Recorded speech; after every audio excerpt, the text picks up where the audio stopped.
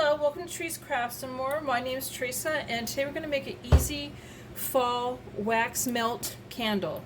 And what you need is a jar, which I got at the dollar store, and I think this is used for Q-tips, cotton balls, or something like that, but it'll make a really good jar for this. And you'll have a lid to store it when you're done.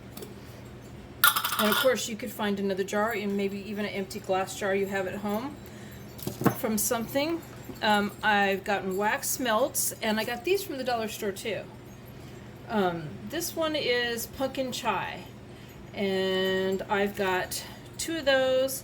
This is one that I actually had left over, so I got a little bit of that left, and I'm not sure how much of those I'm going to need to fill this up, but I'm pretty sure that's enough.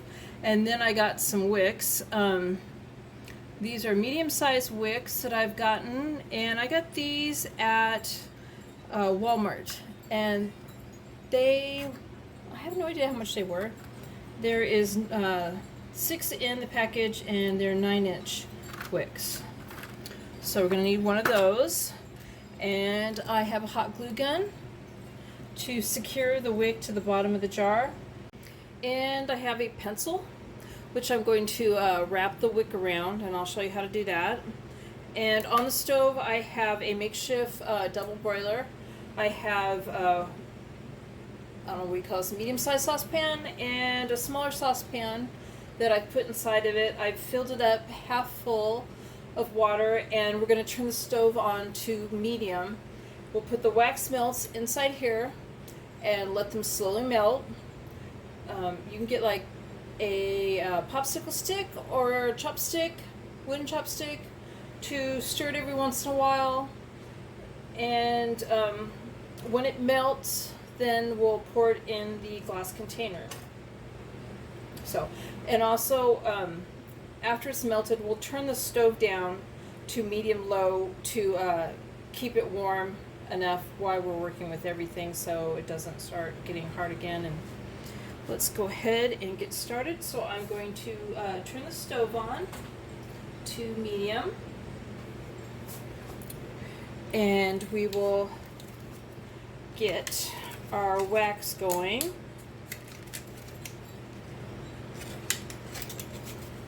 On the glass jar rim there's a rubber seal around it for the lid, and if you didn't want to keep that on there and reuse the lid as something to cover it up with when you're not using it anymore, you could take some needle nose pliers and pop that off. I'm going to go ahead and break it into the squares so it'll melt faster.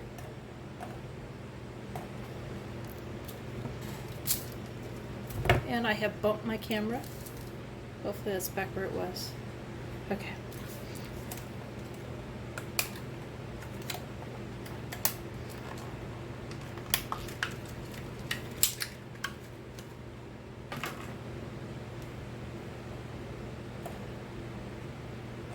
This is where you need some patience, because it will take a bit to melt. It won't melt right away.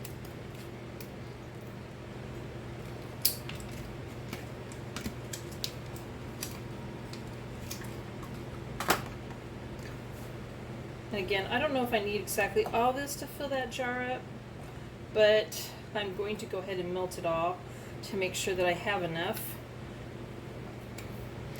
Now, what you could do is, I should say, this will ruin your pan. Better say that up front. You can put a coffee can in here and put the wax melts in the coffee can. Some of it could still get into the pan below it. It will take a little bit longer to melt that way. I suppose you could set the coffee can directly into the water. Again, it might come out, it depends on your can. But I've just used this pot for wax only, so I keep it that way.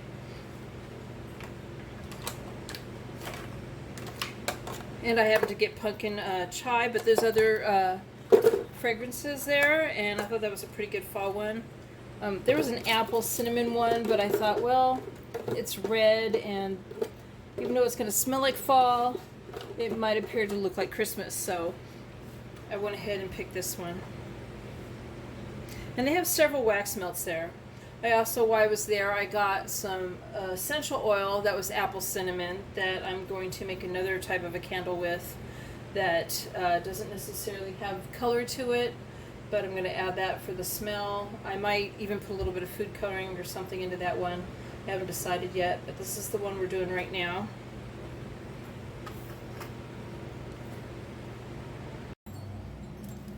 So while the wax is melting, I'm going to take some hot glue, and I have my jar on top of a piece of wax paper just so it doesn't get on the counter. And I'm going to take a wick, which it'll look like this on the bottom, and I am going to put some hot glue on the little silver plate here at the bottom of it. And then I'm going to stick this in, ouch, I'm going to stick this in the middle of the bottom of my jar. And I'm going to take the pencil and help push that down to the bottom. Try to center it as much as possible so that can just sit while we're waiting.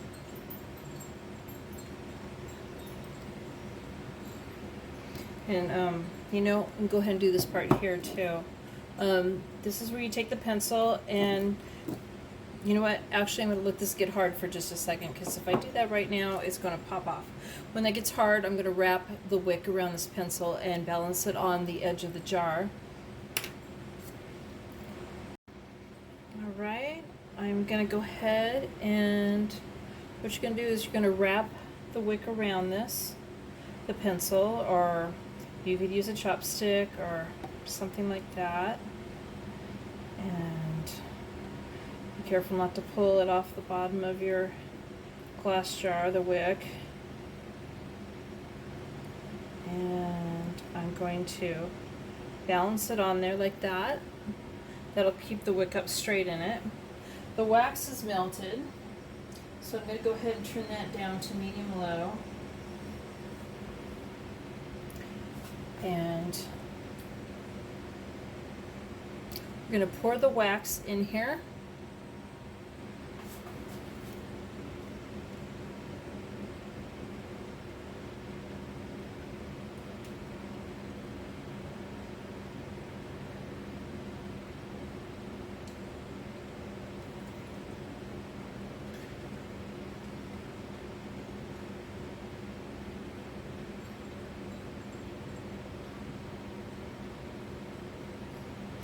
I think for the size jar that I used,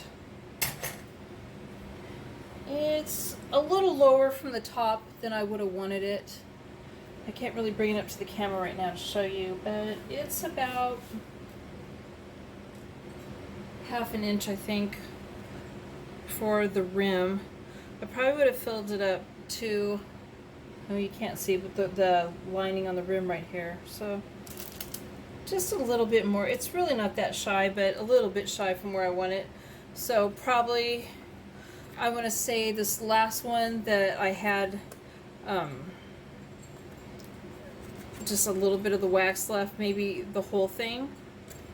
So 3 whole wax containers would have filled up one of these jars this size.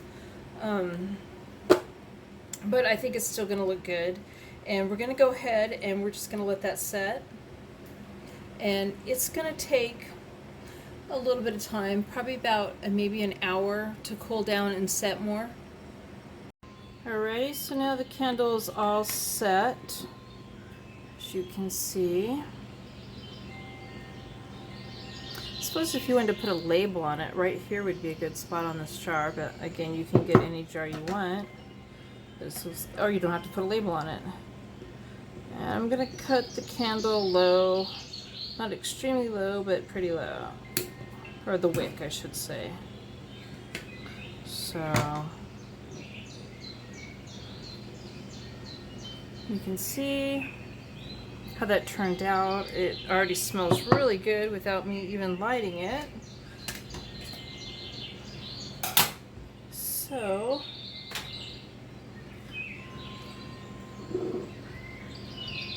we're all done, and there is the finished candle, and it smells really good. It's really strong, and it's really pretty. Inexpensive to make too. So fall season is upon us. I am excited about that. I love the fall, and I can't wait to get started on some more projects for fall. And I thank you for watching. Please give it a thumbs up and subscribe. Bye.